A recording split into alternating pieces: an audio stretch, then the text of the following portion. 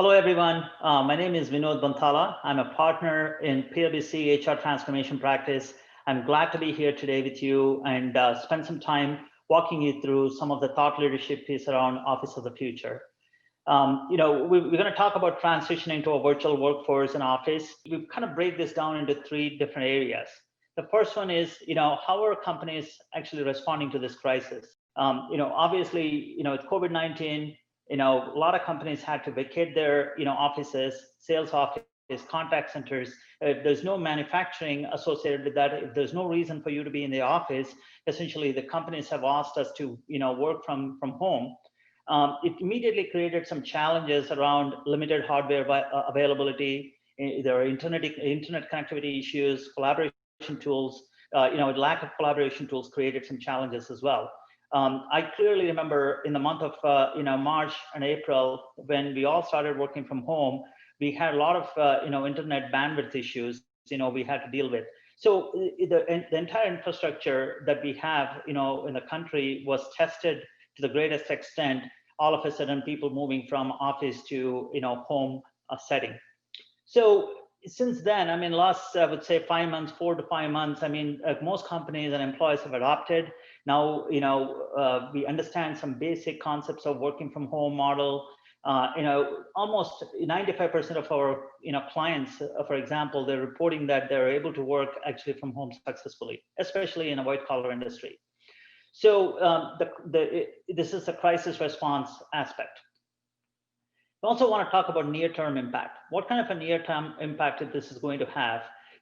Obviously, until the virus completely disappears, obviously that has been a moving target for us. I mean, we're still waiting for the vaccine to arrive. So we continue to maintain the physical distance, and the folks who would be actually working from office, it is expected that the physical distancing is still required, obviously for safety and the psyche of the employees. So it's very important to kind of, keep those aspects in mind.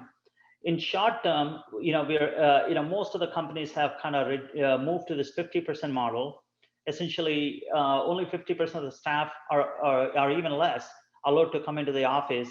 And actually, in that way, they can actually maintain and manage the physical distance part. So as such, the majority of employees are still working from home. It's been several months or more. Companies are continuing to adapt to new ways of working. Obviously, companies went from this working from home as a stopgap option to potentially a long-term option. And if you really think about that, I mean, companies are coming up with creative ideas to keep employees actually engaged. They're coming up with some stipends, like working from home stipends, obviously to help employees, successfully work from home. So that's a near-term impact. So when we talk about long-term impact, obviously the companies, corporations are, looking at this as a long-term, problem, right? So some of the companies actually, they're already planning in terms of how many employees can work from home. I mean, how does it impact actually overall real estate strategy for their companies? What kind of ongoing safety precautions that we need to have in place? When the employees start coming back into office, what kind of checks and balances we need to create? So essentially, there's suddenly there's going to be a higher adoption of remote work. A lot of companies, when they thought that this work cannot be done from home, now it has proven wrong, and I think the companies and corporations going to adjust and actually let employees work from home more often than not. So it is going to impact the real estate cost. It is going to impact potentially employee productivity, and it's also going to impact the culture of companies. So all of our clients, I mean, who are looking at this, from a long-term perspective, they're thinking through some of these critical aspects. Let's focus on where part. I know we talked about where, how, and what. So I'm going to double click and kind of talk a little bit more about Office of the Future in our workplaces. So I think, again, our point of view is that even in future, we will have company offices. They're not going to disappear. People will still continue to work from their company office. There's a branded office space. Usually, companies are going to have a dedicated space. They will have their branding. They'll continue to have, certain people come to work and work in their office. We don't believe that that's going to change completely. But what's going to change within the office is there may not be a dedicated, office space for each employee. We started seeing this even pre-COVID. We started seeing this trend where large companies are creating office spaces, with the neighborhood concept in mind.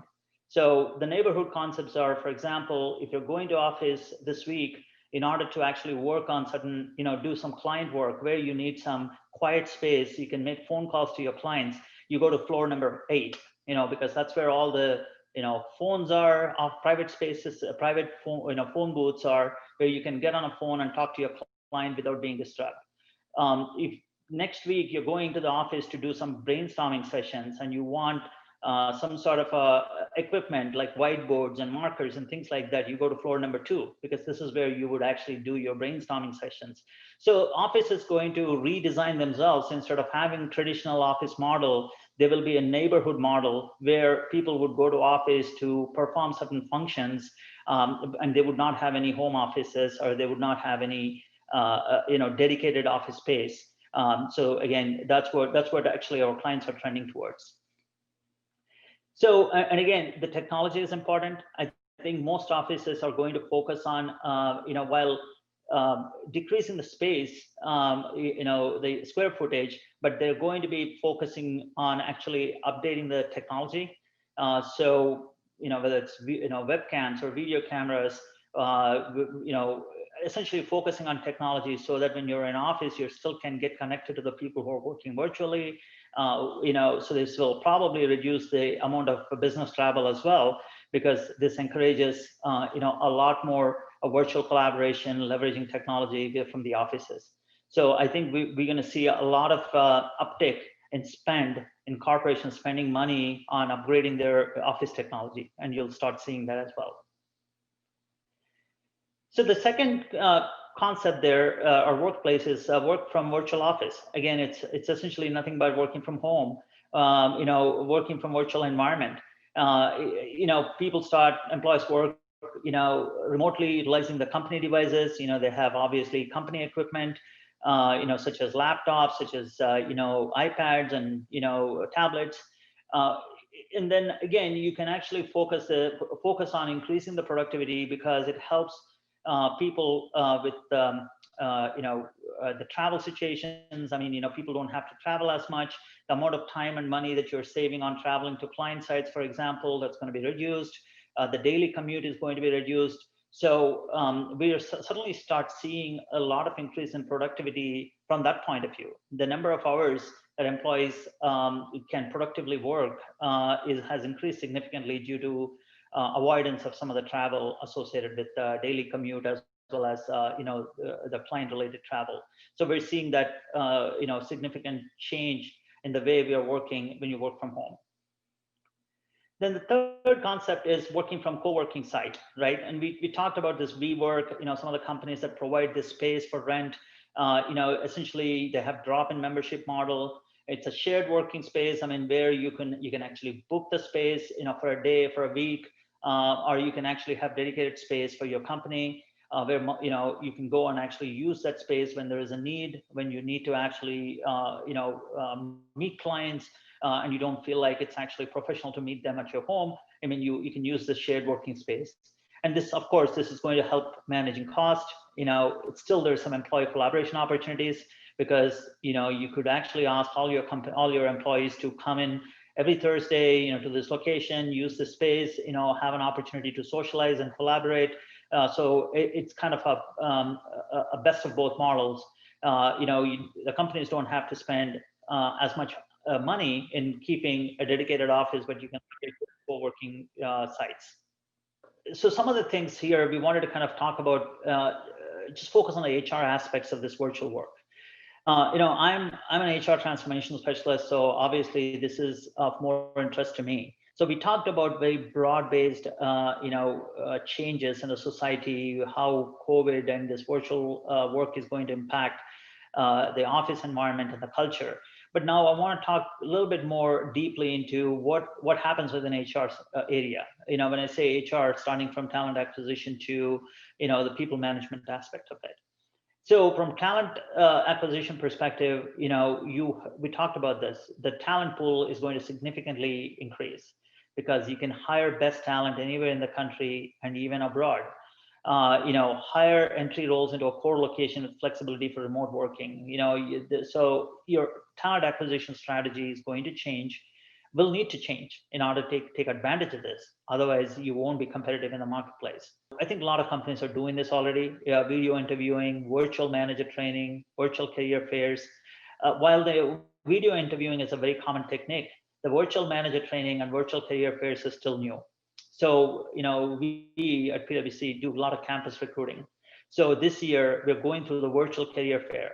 We are talking to, the campus hires, through virtual career fairs. I mean, it is a very different experience. So leverage the tools in order to perform these functions effectively. And actually there's a lot of positive side to it when you have proper tools and proper processes to make this work. Talent development, which is essentially critical. Again, support managers to be more proactive in guiding employee careers remotely. Like I said, the career development, talent development, so far, at least in a regular setting, it has been very one-on-one, high-touch process. Us moving from office environment to virtual environment, managers need to learn how to be proactive in guiding their employees. So as an employer, I mean, the bonus is on employers to guide and support their managers to make this work. So provide some training to them. I mean, how do you really coach somebody virtually? How do you create that development, exercises like virtual development experiences and exercises, virtually. So companies have to design these and help their managers to so that they can actually coach their employees well. So some of the techniques that we suggest is global development days. Create like development days where you can create like block 6 hours on employees' calendar where they would focus on actually go through some sort of a learning or coaching. So you have to actually develop virtual teaming and coaching. You can create gamification aspects. There are a lot of really cool tools out there in the market where that creates the social collaboration, but then gamification of training, leverage that, and basically the companies have to really focus and spend time in creating this platform where people can actually leverage this whole career development aspects and the coaching and training aspects of the talent development. So the talent retention, again, one of the key things, one of the reasons people don't leave companies, in addition to the type of work that they like to do, is it's a culture, is the camaraderie with their with their managers and with the colleagues. Once you start moving, working virtually, you are basically going to be trivializing that aspect. So the belongingness is gone. So how do you really foster that? How do you foster that belongingness and loyalty to the organization when people don't even come to the office and be physically sitting? They don't sit in your office. So how do you kind of cope up with that? So that's why it's very important, actually, again, to focus on the talent retention, the cultural aspects, which will help talent retention. So that's why we suggested team building events. We suggested 360-degree feedback, incorporate some of these processes and tools to help with talent retention. Performance management, we talked about, not having face time will have impact. So make sure that, your managers are trained to have this performance management discussions with employees effectively, even though they're remote. So make sure that the managers understand how to deal with, remote situation, when it comes to performance management. Again, culture, people engagement, how do you continuously engage people? How do you thrive in mobile environment? Company-wide cultural jams. You can create company-wide cultural jams, cultural boot camps for new hires, to team building events. It's almost like you have to work twice as hard as what you're doing before when you have to build a culture remotely. So there has to be a consistent focus on this aspect. Again, I can't, I'm reiterating this, but it's important actually just to have that a thoughtful approach to this. So from diversity and inclusion, again, it has been an issue, right? I mean, in our society, we're seeing this challenge. I think a lot of companies are realizing that there's a problem, and which is a great step towards fixing the problem. So we started seeing a lot of good traction in this space, but now moving to virtual environment should not be should not impact this. They should not take a backseat. The diversity and inclusion should be still, forefront of some of your people agenda, and continue to create that, the virtual communities, increase the belongingness, and make sure that you develop partnerships with diverse talent and create that environment for diverse talent to succeed in your company as well. So one of the things that we heard from our clients a lot of times is actually, when you work virtually, there's a lot of challenges communicating with your employees. A lot of challenges with actually finding the information that we want in the companies. So, and this is where there are a lot of opportunities, again, to upskill not only your employees with the latest and greatest technology, but as an employer, you have to have right tools and infrastructure in place. For example, a lot of our clients use, like I said, the Oracle HCM tool, some of the tools that comes with Oracle HCM from the social collaboration perspective, chatbots perspective, artificial intelligence perspective. Some of the tools like this, as small as they sound, they help your employees to increase the productivity. They help, to make this virtual work a lot more interesting and a lot more productive. So with that said, I wanted to kind of wrap up this meeting with just one last slide. Some of this information should not be really surprising to you, but this is the results from one of our survey that we did with CHROs. It's a PwC survey, as you can see the link below. So which of the following pose the biggest challenge for your business when delivering on your company's workforce priorities? As you can see, employee anxiety and burnout, which, pretty high up there. The second one is lack of tools to accelerate collaboration, creativity, and coaching.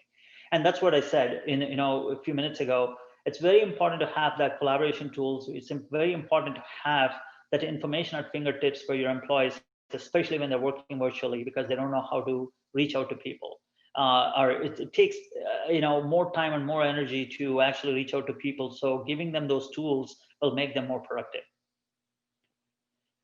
So the next question there you see is, which of the following workforce initiatives is your company planning to implement over the next 12 months? In one of the top 5 is plan for automation to play a bigger role across the workforce. Just wanted to highlight that. A lot of our clients have reached out about workforce productivity. They're asking, how do we measure our workforce productivity, especially in this virtual environment? So my response to most of my my clients are you worried that they're not doing what they're supposed to, or are you worried that you're not giving them enough tools to actually make them successful? And 90% of my clients answered it's the latter. So it's not that these business owners and these corporations are worried whether their employees are actually slacking at home, but they were more worried that do we have proper tools for them to be more effective. So that's why it's very important to plan for automation, plan for the tools, the technology to support your workforce in order for them to be successful and more productive in this competitive environment as we move more and more of our people virtually to work virtually. So with that said, I just want to say thank you for your time today.